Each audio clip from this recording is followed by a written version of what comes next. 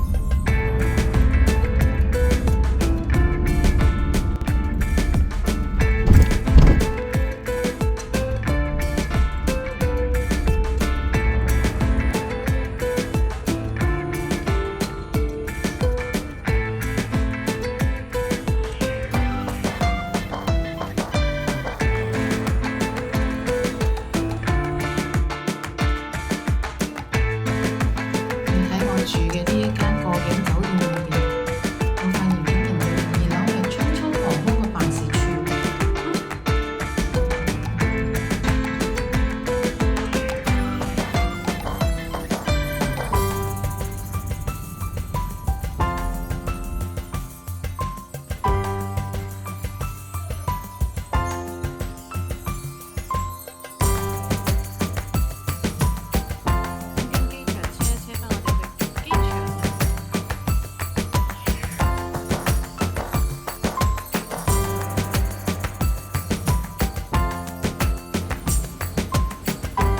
真係失敗，打死人哋餐廳嘅